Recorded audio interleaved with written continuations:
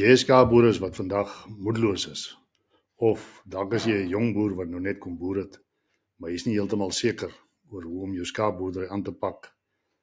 Jy's onseker oor hoe om jou besigheid te bedryf. Jy's onseker oor hoe om jou skape te werk te gaan, of jy's dalk 'n skaapboer wat net eenvoudig nie genoeg ure in die dag het om by alles uit te kom nie, of dalk is jy 'n ouer skaapboer wat jou besigheid moet begin oorgee aan jou seun, maar jy is onseker om hoe om deur hierdie proses te gaan. So in hierdie video gaan ek kyk na wat onderskei die top 1% skaapboere of skaapboerderye van die res. Ons gaan kyk na die 3 pilare van winsgewendheid van skaapboerdery. Nou die eerste ding wat jy kan gaan doen is jy kan hierdie handleiding van my gaan aflaai, die 3 pilare van winsgewende skaapboerdery. Jy sal die skakel net onder hierdie video kry in die opmerkings. Daar sal staan handleiding met 'n skakel, so jy kan net daar gaan klik en dan sal jy uitkom by my webwerf waar jy dan hierdie handleiding kan aflaai. Jy moet net al jou besonderhede invul en dan sal jy dit kry, of jy kan ook in die opmerkings hieronder net sê handleiding, dan sal ek na jou toe terugkom met die skakel waar jy dit kan aflaai. So om te begin oor hoe om 'n winsgewende skaapboerdery, nie 'n wolskaapboerdery, 'n winsgewende skaapboerdery te bedryf. Daar is basies net 3 maniere hoe jy meer winsgewend kan wees. Die eerste is jy moet meer geld vir jou produk kry. Die tweede is jy moet daai produk goedkoper produseer. En die derde is jy moet meer van daai produk kan verkoop. Dit is so eenvoudig soos dit. As jy dit nie kan regkry nie, dan gaan jy nie winsgewend kan boer nie.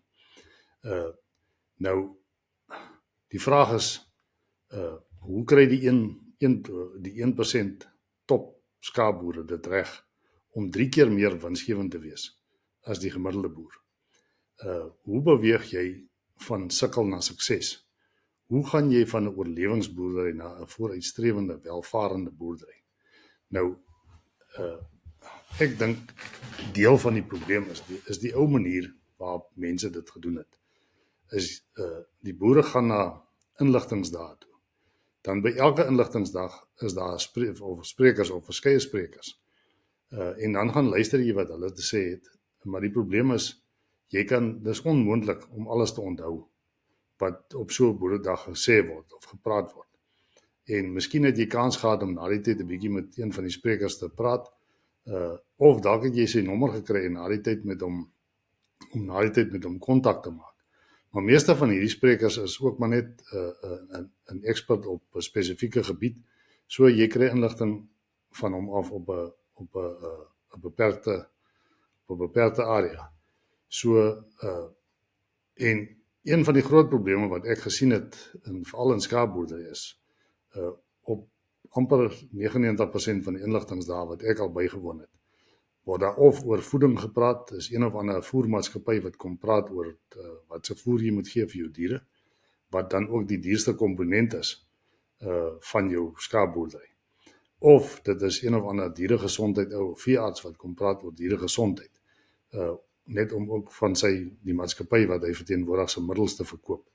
So is die inligting wat hy vir jou gee, dit sal relevant wees, maar is dit altyd die beste produk wat hy vir jou voorskryf.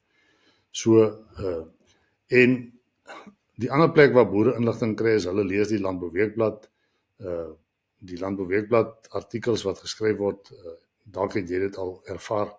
As jy 'n artikel lees in die Landbouweekblad waarvan jy spesifiek kennis dra, dan sien jy ook die teenstrydighede wat daar is. Meeste van die goed, as dit iets is waarvan jy kennis dra, sal jy vir jouself sê, maar die ou praat nie die waarheid nie. So, waar kry jy dan jou inligting? Nou, die ander manier is om te gaan krap op die internet, om te gaan kyk na YouTube video's, maar daar is ook baie teenstrydighede daar. So, dan gaan vra jy maar vir jou buurman, wat doen hy?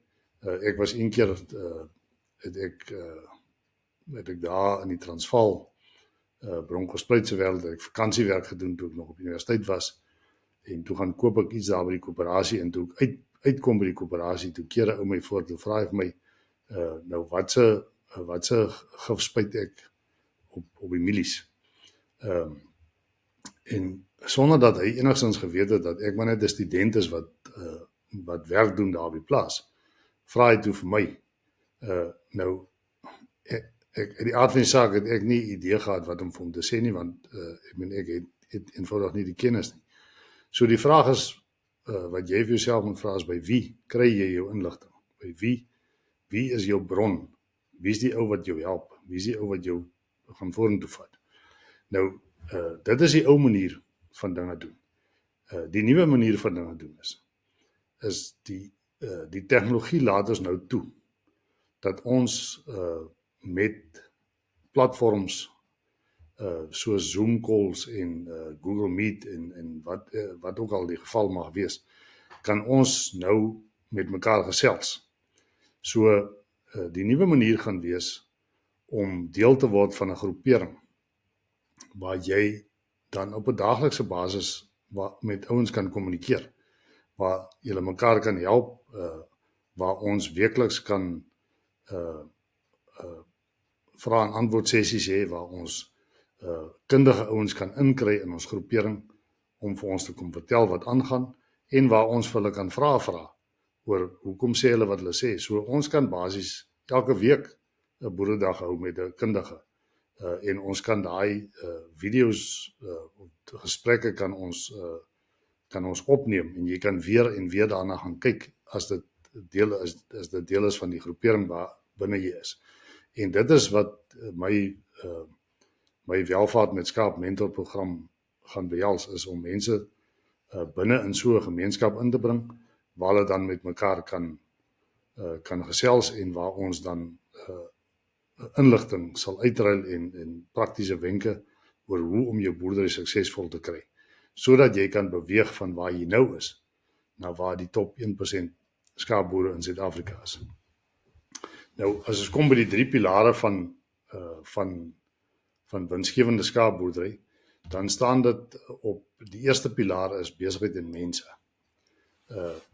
Die tweede pilaar is dan die natuurlike hulpbronne en die derde pilaar is skaapproduksie en bestuur. Nou as ons kyk na besigheid en mense, hierdie top 1% skaapboere, hulle het 'n langtermynvisie met korttermyn implementering. Hulle weet wat wil hulle maak met die geld wat hulle maak. En dit is 'n baie belangrike aspek wat jy moet verstaan. Dat as jy nie weet wat jy met die geld wil maak wat jy maak nie, dan hoekom wil jy in die eerste plek geld maak? Dit is nie noodwendig altyd die boere wat die meeste geld maak of die ou wat die hoogste salaris verdien wat die meeste welvaart skep nie. As jy die regte goed doen met die surplus geld wat jy tot jou beskikking het en jy kan dit investeer in bates wat vir jou opbrengste genereer, dan kan jy oor tyd vir jou welvaart skep. Daar is mense wat baie geld verdien en op 'n of ander dag gee hulle al daai geld uit op nonsens en hulle kan nie welvaart skep nie. Jy sien mense wat in hoë beroepe is, dokters, prokureurs, wat die dag as hy aftree of hy's dalk 'n dosent by universiteit maar die dag as hy aftree dan sukkel hy om kop bo water te hou want hy het nie in sy tyd die regte goed gedoen met die geld wat hy wel verdien het nie. So as ons gaan kyk na hierdie langtermynvisie van jou, wat is dit wat jy wil bereik? Waar wil jy wees met jou skaapboerdery oor 15 jaar van nou af? Waar wil jy wees oor 5 jaar? Waar wil jy wees of waar moet jy wees oor 5 jaar om by die 15 jaar uit te kom? Waar moet jy wees oor 3 jaar om by die 5 jaar uit te kom? Waar moet jy wees oor 'n jaar om by die 3 jaar uit te kom? Waar moet jy wees oor 6 maande om jou jaar uit te kom? Waar moet jy wees oor 'n kwartaal om by jou 6 maande uit te kom? Waar moet jy wees in die volgende maand om by daai 6 maande uit te kom, of kwartaal uit te kom? Waar moet jy in die week wees om by die maand se doelwitte uit te kom? So ons praat hier van reverse engineering, waar jy sê waar ek oor 15 jaar wil wees en dan werk jy hom terug. Dit is jou pad om daarby uit te kom. En as jy hierdie goed gaan doen, dan is dit wat ons sê, jy werk aan jou besigheid, jy werk nie net in jou besigheid. 'n Boer wat net in sy besigheid werk, is heeldag besig om operasioneel, hy is besig om skaap te tel en windpompe om te ry en waters en jakkalse dood te maak en te sukkel met arbeid wat nie die werk doen nie. En dit is net een groot krisisbestuur van die oggend tot die aand, waar jou suksesvolle boere delegeer daai take en hulle werk aan hulle besigheid, hulle werk aan hulle beplanning, aan hulle strategie. Nou, hoe beplan jy vir sukses? Om vir sukses te beplan, moet jy eerstens gaan dit oor jou ingesteldheid. Wat is jou ingesteldheid? Wat is jou mindset, is die Engelse woord. Is jy 'n ou wat heeldag loop en kla oor al die probleme wat jy het?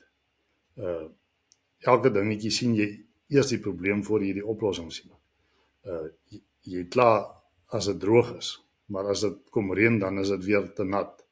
Of dan is daar te veel siektes, of daar is altyd iets waaroor jy kla. Of jou ingesteldheid, jou fokus, is dalk op die verkeerde plek. Laat my dink aan daai storieetjie wat daar in Noordweste, wat hulle op die plaas, die man op die plaas gekom het, toe's die oom nie daar nie. Toe vra die man vir die tannie, nou hoe gaan dit? Sê sy, nee, dit gaan goed hierso. Op die plaas, maar hulle sukkel maar 'n bietjie. Want sy neem die klein besluite op die plaas en die oom neem die groot besluite op die plaas. Nou, toe vra hy nou vir haar, wat is die klein besluite wat sy nou neem? Toe sê sy, nee, sy moet besluit wanneer skeer hulle. Sy besluit wanneer moet hulle ramme insit. Sy besluit by wie hulle moet ramme koop. Sy besluit oor wat gaan hulle, wanneer gaan hulle 'n nuwe voertuig aankoop of so.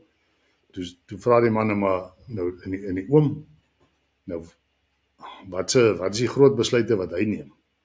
Toe sê sy, nee, hy besluit wanneer Rusland en Oekraïne moet vrede maak of hulle nog moet beklei verder, of Trump nou moet vir Suid-Afrika aanvat of nie. Dit is die groot besluite wat hy neem. Nou die vraag is, met watse besluite hou jy jouself op? Wat is jou ingesteldheid? Waar is jou fokus?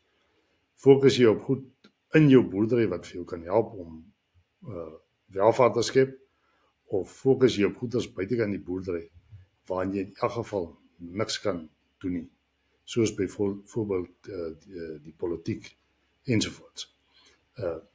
Nou, die top 1% boere se fokus is op hulle boerdery. Hulle sien hulle boerdery as 'n besigheid en dis hoe hulle hom bedryf. Hulle sien oplossings in plaas van probleme. En wat hulle dan doen is hulle het 'n strategie, hulle beplan. Hulle gaan doen behoorlike beplanning in terme van hulle finansies, van hulle toekomsvisie, waar hulle wil wees, wanneer, en dan implementeer hulle. En as hulle geïmplementeer het, dan monitor hulle dit wat hulle implementeer. Hulle gaan evalueer daai data wat hulle kry uit dit wat hulle dan gemonitor het. En dan maak hulle regstellings. En dan begin die proses weer van vooraf. Dan begin hulle weer met hulle strategie, beplanning, strategie, implementering, monitering, evaluering en regstelling. So, dit is hoe hulle hom doen. So, sukses is eintlik maar net 'n voortdurende proses, is 'n kringloop van beplan, implementeer, monitor, evalueer, stel reg en dan gaan jy. So, soos wat jy daai proses voortdurend doen, beweeg jy al nader na waar jy wil wees. Want jy gaan nie uit die staanspoor uit alles reg kry. Jy gaan foute maak. Maar moenie laat die foute jou afsit nie.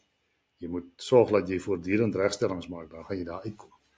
Nou, Die volgende ding is verstaan jou syfers. Jy kan nie regtig gaan werk in jou besigheid as jy nie jou syfers verstaan. So, weet jy wat is jou inkomste per kilogram produk wat jy op jou plaas produseer? Weet jy wat is jou koste van produksie per kilogram? Weet jy presies wat is jou oorhoofse koste op jou plaas?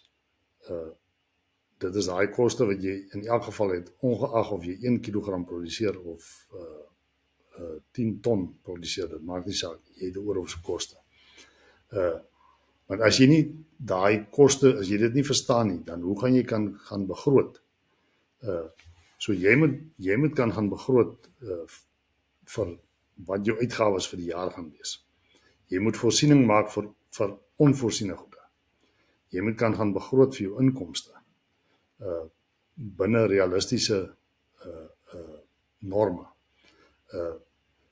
En dan baie belangrik is, jy moet weet wat is jou bates en laste. So jy het inkomste en uitgawes en jy het bates en laste. En daai goed moet heeltyd in verhouding tot mekaar gesien word.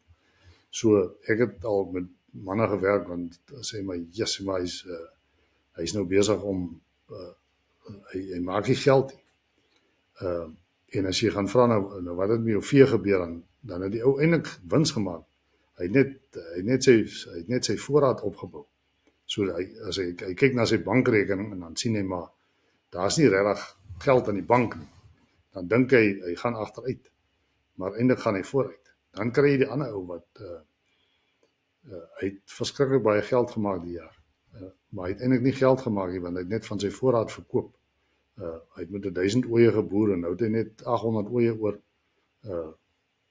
Maar daai 200 wat het in inkomste ingegaan, maar hy het nie wins gemaak nie. Hy het net eintlik 'n bate verruil vir kontant. So weet jy presies waar staan jy elke maand in terme van jou inkomste en uitgawe en jou bates en jou laste. Ek het hier in die Karoo, Richmond se wêreld, 'n boer wat baie jare al boer. En hy weet presies wat sy veegetalle is. Tot op die laaste kamp weet hy presies wat waar is. En toe ek hom vra maar, weet jy wat jy begin voordat? Weet jy met hoeveel het jy begin? Weet jy elke maand wat is die waarde van daai vee op jou plaas? Toe sê hy vir my nog nooit so daaroor gedink nie. Hy hou maar net altyd sy getalle. So as jy byvoorbeeld 'n winkeleienaar is en jy verkoop sê nou maar blikkies kos, dan weet jy presies hoeveel voorraad daar op die rakke is en hoeveel jy verkoop het en hoeveel jy weer moet inkoop. En nou in die boerdery is dit presies dieselfde. Jy moet presies weet wat jou voorraad, jy moet 'n inventaris hou van jou vee in terme van waarde ook, jy kan nie net veegetalle hou. So jy moet weet waar jy begin en waar jy elke maand staan met daai inventaris. Dan, hoe bou ons 'n veerkragtige boerdery wat ons kan skaal? Nou die enigste manier om dit te kan doen is, jy moet stelsels gaan skep. Jy moet stelsels bou.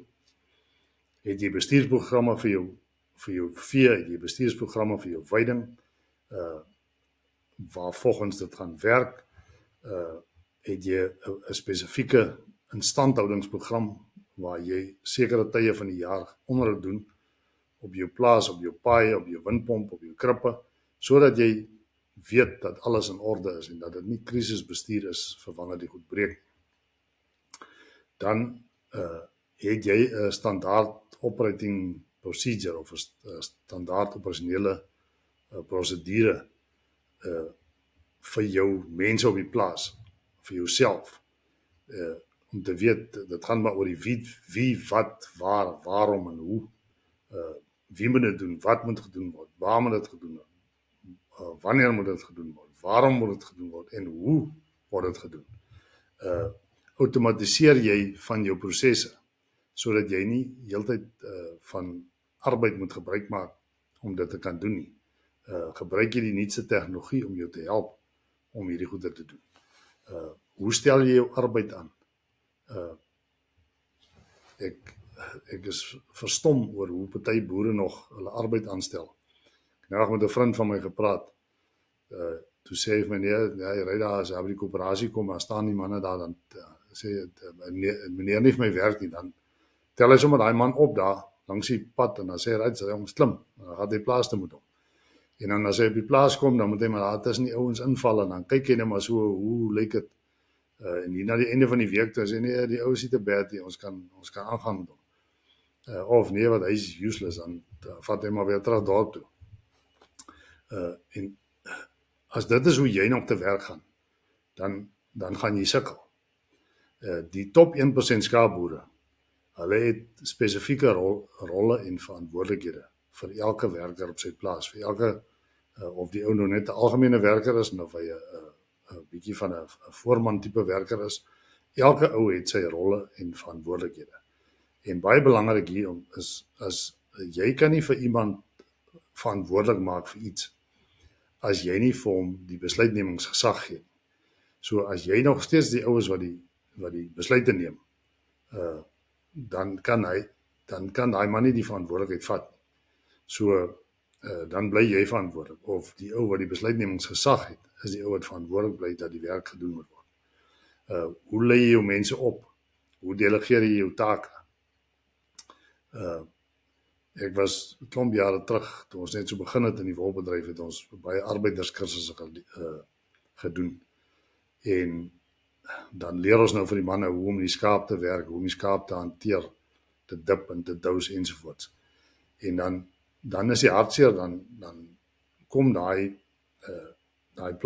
arbeider nou terug op die plaas, dan wil hy nou vir sy werkgewer wys wat het hy geleer op hierdie kursus. En dan sal daai werkgewer vir hom sê, jong, moet nou nie vir jou kom staan en slim hou hierso nie. Op hierdie plaas maak jy soos ek sê, nie soos by daai man vir jou sê. Nou, as dit is hoe jy opereer, dan gaan jy sukkel. So, jy moet sorg dat jou mense opleiding kry, en jy moet weet om te delegeer. As jy 'n ou na 'n opleidingskursus toe stuur, en hy kom terug, die minste wat jy kan doen is om vir hom te vra, wat het jy geleer? Wys my wat jy geleer het. Demonstreer vir my. En komplimenteer hom op daai werk wat hy, op daai goed wat hy, en dan sal hy dit net nog beter vir jou doen.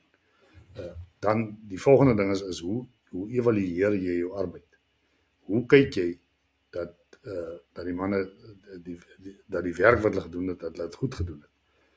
Of is jy een van daai manne wat jy sien net al die goed wat die ou verkeerd doen, en dan klim jy in sy keelgat af, maar as hy iets reg doen, dan sê jy niks nie. Het jy 'n stelsel van kritisering, of het jy 'n stelsel van komplimentering? Want dit gaan bepaal hoe suksesvol jy is in jou boerdery. As jy mense kan komplimenteer, gaan hulle jou verras oor dit wat hulle vir jou gaan lewer. Dan het jy 'n risikobestuursplan op jou plaas. Hoe verseker jy dat as daar pryskommeling is, dat jy dit kan hanteer? As die vleispryse val, of as die wolpryse val, of as die back and closure maak dat jy vir 'n tydperk nie kan wol uitvoer China toe nie, hoe hanteer jy daai pryskommeling? Wat is jou droogtestrategie? Hoe gaan jy te werk om nie vasgevang te word in 'n droogte waar jy so lank aanhang in jou vee, dat niemand wil koop by jou nie, want hulle is net eenvoudig te maar jy het ook nie eintlik meer geld om hulle verder te voer nie. Hoe bly jy uit daai situasie uit? Hoe gaan jy te werk om siekte-uitbrake te voorkom? Wat is jou biosekuriteit-plan? Hoe keer jy dat daar nie siektes inkom na jou plaas toe en jou hele kudde kom besmet nie? Wat is jou bemarking en verkope? Het jy 'n handelsmerk? Het jy 'n unieke verkoops proposisie? Hoe bepaal jy jou pryse? Hoe weet jy waarteen jy moet verkoop? Want as jy weet wat jou koste van produksie per kilogram is, dan sal jy weet wat is jou gelykbreekpunt op daai kilogramme wat jy verkoop. So dan sal jy weet, as die prys wat jy kry, as ek teen die prys verkoop, as ek onderdeur, of as ek die prys kry, dan maak ek 20 of 30% profijt. Dit is baie belangrik om daai goeders te weet. Verkoop jy direk aan die verbruiker of verkoop jy net deur die tradisionele mark van deur kommissieagente of veilings? Of hoe bemark jy daai produk van jou of gebruik jy beide van hierdie stelsels? Sê nou maar 10% of 20% van jou aandeel verkoop jy sny self jou vleis op, maak pakkies en verkoop dit direk aan die verbruiker. Die res gaan deur die veilingstelsel. Wat is jou bemarkingsplan? Het jy 'n storie? Het jy 'n handelsmerk? Het jy 'n aanlyn teenwoordigheid? In ander woorde, het jy 'n webwerf waar mense kan gaan kyk wat gaan aan in jou besigheid? Het jy 'n Facebook page wat jy op sosiale media waar jy sê wat aangaan in jou besigheid, waar jy gereeld goeders plaas? Het jy 'n YouTube kanaal waarop jy videoetjies opsit om te wys wat gaan in jou boerdery aan? Hoe lyk jou teenwoordigheid op die internet waar mense kan gaan kyk wat gaan aan op jou plaas? Dan nog steeds onder besigheid en mense, hoe lyk jou boerdery oorname of jou erfenisbeplanning? Hoe gaan jy oorgee eendag aan jou seun? Is daar 'n spesifieke strategie wat jy gaan volg? Wanneer gaan jy begin sekere goederes oorhandig? Sodat die proses soemloos kan oorgaan. Hoe bestuur jy konflik binne in hierdie stelsel? Dat die kinders wat kom boer en die kinders wat nie boer nie, dat hulle nog steeds as 'n familie-eenheid vorentoe gaan sonder dat daar soveel konflik is dat mense nie, families praat nie met mekaar nie, broers en susters praat nie met mekaar nie, omrede die oorgang van die familiegrond nie reg gedoen is nie. Wat 'n opleiding het die opvolger nodig om daai boerdery suksesvol vorentoe te vat? Weet almal in die familie wat is die plan? Weet almal wat gaan gebeur? Hoe lyk jou boerdery struktuur om daai ding soemloos laat oorgaan? Is alles op jou naam of het jy jou boerdery in 'n trust of in 'n maatskappy? Het jy 'n familietrust of het jy kindertrust? Hoe gaan jy sorg dat hierdie boerdery van jou suksesvol oorgaan?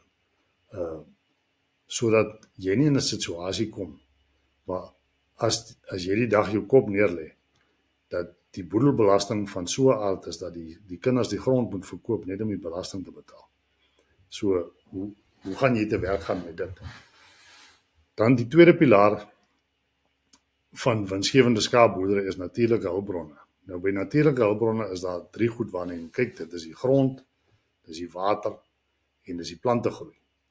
So hoe lyk jou grond? Hoe verbeter jy jou grond? Wat maak jy met brakkolle, kaalkolle? Hoe maak jy met die erosie sodat jy beter bedekking kan kry? Hoe lyk die ekosisteem van jou grond? Ten opsigte van organiese materiaal, lewende organismes, die wild, die voëls, die insekte, die bakterieë ensovoorts. Alles wat jou grond gesond moet hou sodat jou grond weer genoegsame voedingsstowwe kan gee vir die plante wat op daai grond groei, sodat jy optimum biomateriaal of plantmateriaal kan afhaal van jou grond af. Hoe lyk jou waterbestuur? Van jou ondergrondse water en jou boogrondse water.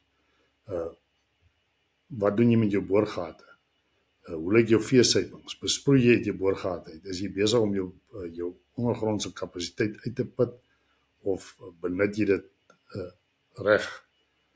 Weet jy wat is die mineraalinhoud van jou boorgatwater sodat jy nie tekorte kan ervaar in jou diere as gevolg van te veel minerale in jou ondergrondse water wat weer 'n geïndiseerde tekort veroorsaak as dit kom by jou diere nie. Wat maak jy met jou boogrondse water? Het jy damme? Het jy uitkeerwalle, kontoere? Keer jy die water in damme in om te besproei of keer jy die water uit met kontoerwalle sodat jy jou plaas kan nat lê en dat jy jou natuurlike plantegroei kan verbeter? En dan as dit kom by die plantegroei self, wat doen jy? Het jy veidingstelsels, het jy kampstelsels, doen jy hoë druk beweiding of doen jy aanhoudende beweiding? Wat doen jy met jou aangeplante veidings? Van besproeiing, is dit besproeiing op droë land? Hoe lyk jou bemesting, jou chemiese middels wat jy gebruik op daai veidings van jou? Is jy besig om die grond te vergiftig en te vernietig, of is jy besig om vorentoe te bou? Wat is jou plan? Wat is jou strategie om optimum produksie uit jou veidings uit te kry, sodat jy die goedkoopste moontlike bron van voer of voeding vir jou diere kan beskikbaar maak. Dan die derde pilaar is produksie en bestuur, is boer jy met funksioneel doeltreffende diere? Hoe lyk jou teeling en seleksie? Hoe lyk jou kudde samenstelling? Met ander woorde, hoeveel ramme het jy, hoeveel oeye het jy, hoeveel jong oeye het jy? Het jy bees, het jy ander diere op die plaas? Hoe lyk die samenstelling van jou diere? En dan binne die diere, hoe lyk die samenstelling van die kudde? En dan binne die kudde, hoe lyk die ouderdomsstrukture? Het jy 3 ouderdomsgroepe ramme of 4 ouderdomsgroepe ramme? Het jy 5 ouderdomsgroepe oeye of het jy 6 ouderdomsgroepe oeye? Want dit gaan alles bepaal hoeveel vervangingsoeye jy moet elke jaar terughou, hoeveel ramme jy moet elke jaar vervang om daai kudde struktuur en ouderdomsstruktuur in stand te hou. Wat is jou teelbeleid ten opsigte van ramme byvoorbeeld? Koop jy ramme in of teel jy self jou ramme? As jy ramme aankoop, by wie koop jy aan? Weet jy hoe lyk jou teeler by wie jy koop? Hoe lyk sy kudde? Weet jy wat is sy hoe vergelyk hy op 'n boerderybasis teenoor jou? Ek het byvoorbeeld nou dag hier met 'n ouetjie gepraat hier in die Multino's omgewing, en toe vra ek vir hom by wie koop hy ramme, en toe sê hy vir my by wie hy ramme koop. En toe vra ek vir hom, is daai ou se oeye beter as jou oeye? Toe sê hy vir my, nee oom, my oeye is baie beter as daai man se. Vra ek maar, in daai geval, hoekom koop jy dan ramme by die ou as jou oeye baie beter as syne is? En hy het so tydjie stil gebly en sê, nee, hy weet nie, hy het nog nooit so daaroor gedink nie. So kom ons moet bietjie anders te begin dink oor wat ons doen. As jy jou eie ramme teel, wat is jou kriteria? Hoe selekteer jy vir daai ramme? Wat doen jy om te sorg dat jy die beste ramme terughou? Nie noodwendig die mooiste ramme nie, maar die beste ramme. Hoe vervang jy jou jong vervangingsoeye? Hoe gaan jy te werk om te sorg dat die oeye wat jy in jou kudde inbring, die jong oeye, die beste moontlike produseerders is wat jy in jou kudde inbring vir die volgende 4 tot 5 jaar? Doen jy 'n kudde evaluering? Kyk jy of dit wat jy die teelbeleid wat jy toepas, dat dit wel vrugte afwerk? Werk dit soos wat jy dink dit werk, of hoop jy maar net vir die beste? Hoe lyk jou voeding en bestuur? Het jy 'n bestuursprogram waarvolgens jy werk deur die oeye se reproduktiewe siklus, van hoe bestuur jy jou oeye voor paar, met paartyd, die eerste vroeë dragtigheid, middragtigheid, laatdragtigheid, laktasie, tot by speen. Kry jy oeye weer reg vir die volgende paarseisoen? Hoe lyk daai bestuursprogram? Monitor jy oeye se kondisie om te sorg dat hulle heeltyd in die regte kondisie is. Want as die oeye as hy op spesifieke stadiums in 'n verkeerde kondisie is, gaan dit vir jou gevolge hê op later stadiums. Soos byvoorbeeld as jy jou oeye hanteer 17 dae nadat die oeye ram gevat het, dit is die tyd wat die embrio vasheg aan die placenta. So as jy nou jou oeye gaan vervoer of dip of enige aksie wat stres op daai oeye sit, dan kan jy resorpsie van die embrio kry, en dan kan jy nie verstaan dat jy kry nie lammetjies aan nie. Of hier rondom die eerste 3 maande middragtigheid, jou oeye kry hulle swaar, dan ontwikkel die placenta nie ten volle nie, en dan as die oeye lam, dan kry jy sulke klein swak lammetjies, dan kan jy nie verstaan wat aangaan nie. Die lammers vrek net, jy het 'n baie lae speenpersentasie, maar dit was omdat jou oeye nie in die regte kondisie was op 'n sekere tyd nie. So hoe bestuur jy daai reproduktiewe siklus van jou ooi? En dan dieregesondheid, het jy 'n ent- en doseerprogram waar volgens jy werk, neem jy mismonsters, kyk jy dat jou diere in 'n top gesondheidskondisie is, het jy 'n biosekuriteitsplan vir nuwe aankope, wat maak jy met, as daar 'n slengdal gaan uitbreek of bek en klouseer, het jy goeders in plek om dit te kan hanteer. En dan ook in terme van jou diere, wat doen jy in terme van veediefstal, om veediefstal tot die minimum te beperk, en dan ook ongediertes. Wat se bestuursprogramme het jy in plek om te sorg dat jy wel die diere wat aankom kan behou en dat die jakkalse en die rooi katte en so nie alles opvreet wat jy produseer. Dan laastens die implementering van hierdie goeders. As jy nou weet van al hierdie goeders wat jy moet doen, en hoe jy dit moet doen, hoe gaan implementeer jy dit in jou besigheid? Nou, ek weet nie of jy al gehoor het van die Pareto beginsel nie, dit is die 20-80 beginsel.